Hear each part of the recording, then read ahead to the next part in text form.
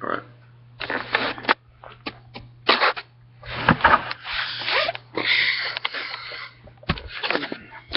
Alright. Well, hello everyone.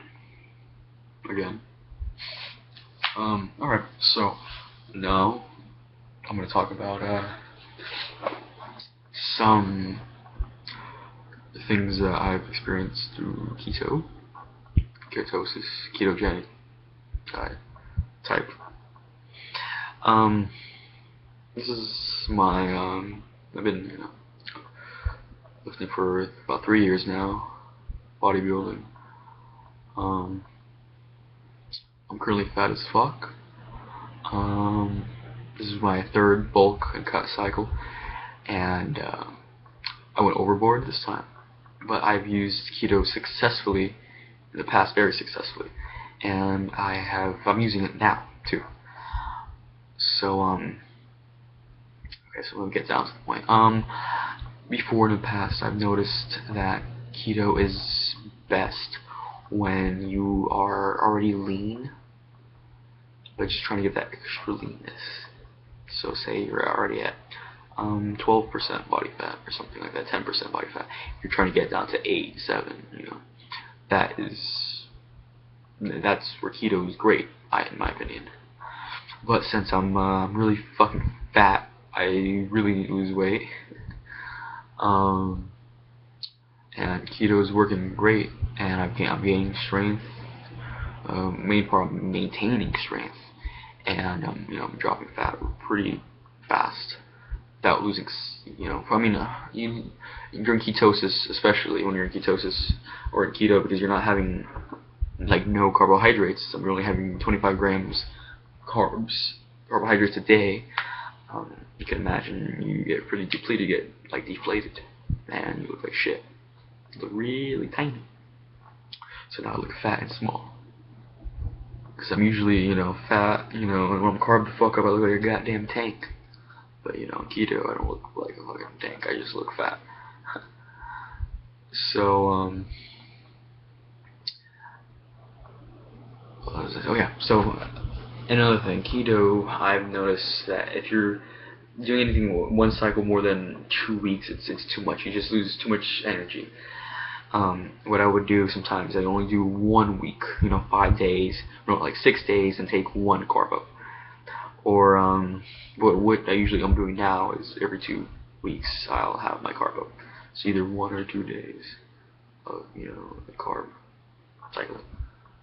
So for example, this is my 3rd week of keto.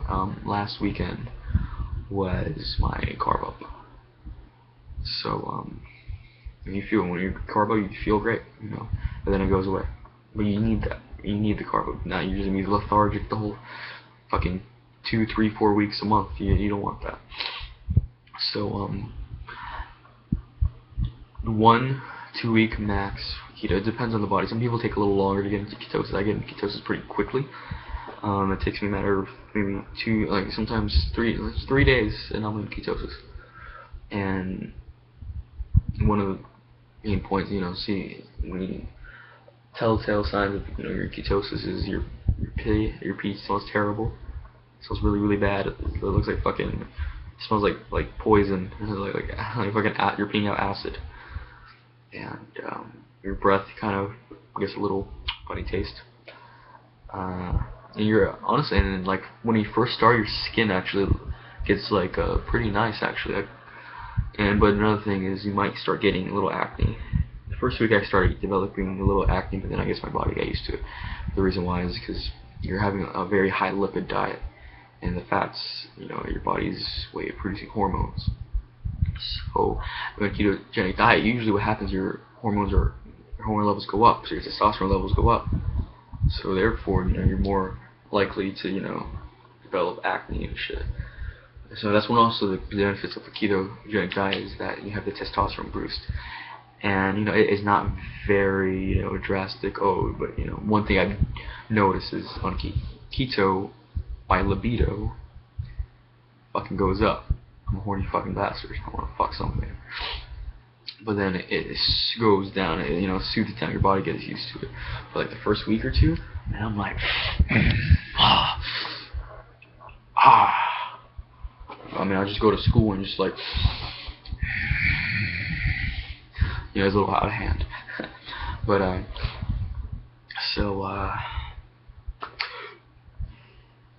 yeah, keto can be very good if you do it properly, but if you don't do it properly, it can be pretty shitty. You feel terrible. And another problem I see people having when they're doing ketogenic diet is that they're not having enough fats.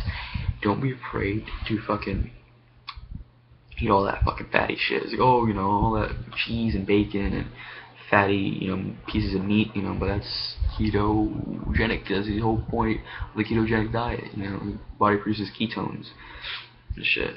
And so what happens to your bodies, it's usually carbohydrates are your body's main source of energy. But during ketosis, ketogenic diet, your body's primary source of energy becomes fats. And then it utilizes more efficiently. Your body produces ketones and it more efficiently burns fat. Supposedly, that's the whole thing. So basically, your main energy source is fats. Well, obviously, and carbohydrates. Obviously, you need the carbs, and honestly, you could live pretty much the rest of your life without eating carbohydrates. Your body produces enough carbohydrates. So basically, you can be in keto your whole life, but I mean, it wouldn't be a very good life. I mean, I could see the potential health problems for prolonged ketogenic diet, like if you do it for years. But there's actually a lot of studies showing that ketogenic diets actually help a lot of people, like cancer patients and people with high blood pressure and high cholesterol problems. People think, but you're eating all that fat, but actually it helps the insulin. A lot of times people think the fats are the enemy, but the carbohydrates, with the insulin spikes and the insulin sensitivity, it gets all messed up. And is also ketogenic diets are very soothing for people who have like brain conditions and have are going through surgery. And there's a lot of studies backing up ketogenic diets, and many people are anti-keto because they think, it's terrible, you're gonna fuck yourself up. Like my father claims the reason why he lost his gallbladder was because of the ketogenic diet, which I'm not too sure about that. I mean, there's a lot of people in my family that have lost their gallbladders. My grandfather, my uncle, my dad. I mean, there's quite a bit of people that have lost their gallbladders, so I think it's just genetic. So I have to be careful too, because I can't be a fat ass. I can't be bulking like this, like a dumbass, because I was a dumbass. I'm all for dirty bulking, but to a certain extent. Like what I've done in the past was a little more, wasn't as extreme. Like I'd bulk up to 190, around there. This time I bulk up to 225. Yeah, it's quite a bit. This was like a year and a half of me bulking. And I don't know, I said in one of my other videos, I was like 160 and I bulked all the way up to 225 now. And now I've lost 15 pounds or 20 pounds. I haven't weighed myself in a few days, honestly. And I'm guessing probably 210, 211, around there. So my point is, ketogenic diets are great. They're a great tool to have if done properly. You have to do your research. You have to make sure you're having enough fats. You have to make sure you're regularly cycling your carbohydrates. Don't kill it on the protein. You don't have to eat so much protein on a ketogenic diet.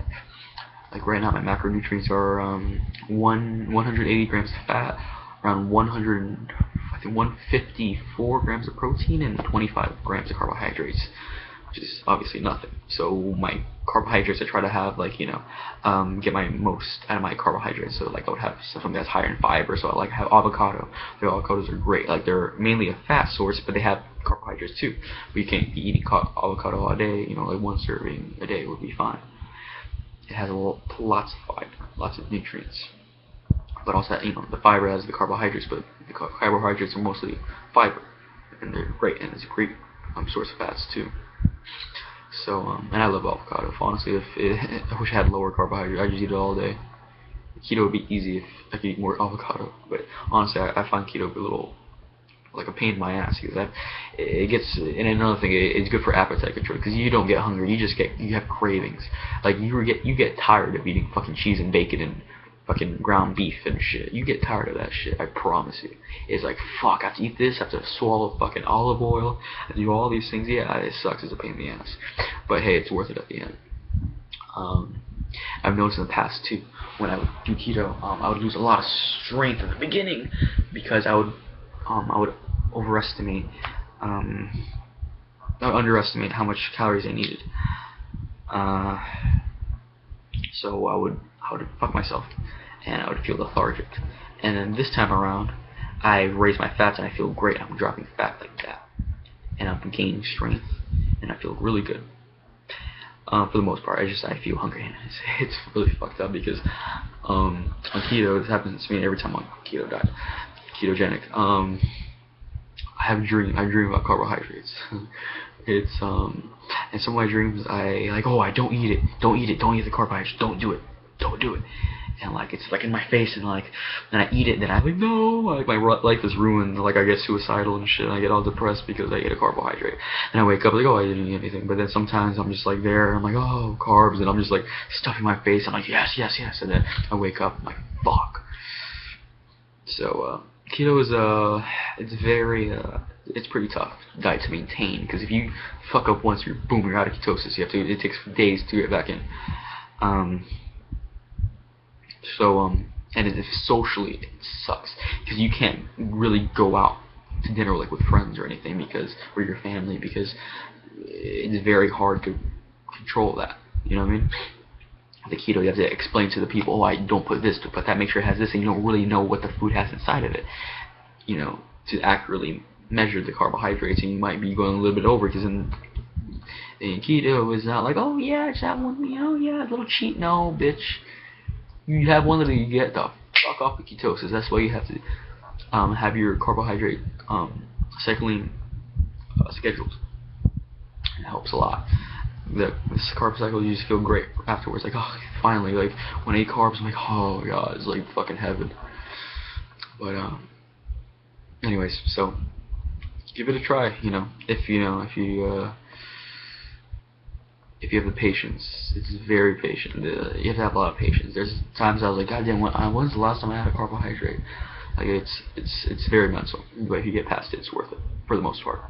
If you do it right, you have to do it right. So, alright. See you guys later.